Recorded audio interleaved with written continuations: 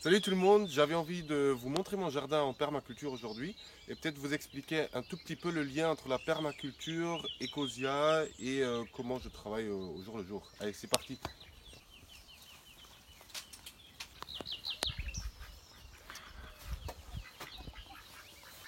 Alors le plus important dans un jardin, quand vous démarrez un jardin et aussi dans les zones où on va, que ce soit en Afrique et tout ça, c'est l'eau. Sans eau, il n'y a rien qui marche. Donc moi j'ai la chance ici d'avoir une source en fait. Donc j'ai de l'eau tout le temps, même en été. Et j'ai mes deux petits canards qui s'occupent des limaces, donc c'est des coureurs indiens. Et c'est vrai que c'est super parce que leur mets préféré c'est les limaces. Donc ça évite d'utiliser de la chimie ou quoi que ce soit pour bah oui, régler un petit peu la population. Voilà. Même si je dirais que les limaces elles ont un rôle à jouer, mais quand il y en a trop, voilà, il n'y a plus de salade. Alors après l'eau, ce qui est très important dans un jardin, mais en permaculture, c'est la terre. C'est de vraiment faire attention à la terre. Ici, on est dans le sud de la France, c'est une terre très argileuse. Et c'est vrai que c'est des terres deviennent très très dures en été. Donc des racines, surtout toutes les plantes qui vont dans le sol, que ce soit des carottes, tout ça, ça pousse pas. Et j'ai testé pas mal de solutions. Et une solution que j'ai ici, c'est de faire des buttes auto-fertiles, comme on les appelle. Donc vous voyez ici des buttes, il y a quelques tomates déjà plantées. Et en gros, on met dans la terre pas mal de choses, différentes couches. On appelle aussi souvent des lasagnes parce qu'il y a différentes couches. Il y a du bois dedans qui fait que l'eau va être absorbée par le bois et qui va garder l'eau. Et là, voilà, on a mis un peu de morceaux de copeaux de bois dessus pour tout simplement pour garder l'humidité. Il va y avoir de la paille aussi en plus, comme ça, dans l'idéal, on n'a plus besoin d'arroser parce que l'eau vraiment reste dans la terre.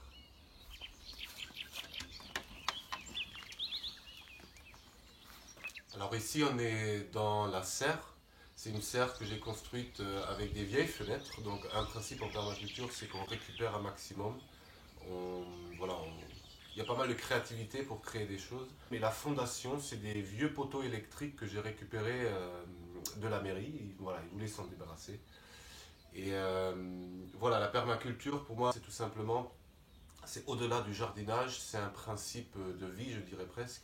Il y a trois grands fondements, c'est prendre soin de l'humain, de nous-mêmes, de la nature, des animaux et de partager l'abondance avec ceux qui en ont le plus besoin. Et finalement, c'est des principes que voilà, moi je peux appliquer avec Ecosia notamment parce que tout simplement, voilà, il y a une abondance qui est créée et l'argent qu'on n'a pas besoin, on investit dans les projets de reforestation.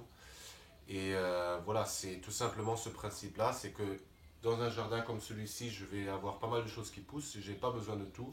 Donc si j'ai de trop, ben, je le donne aux amis, je le donne à des personnes qui en ont besoin. Et ça c'est un vrai principe qui me tient à cœur et qui peut régler pas mal de choses.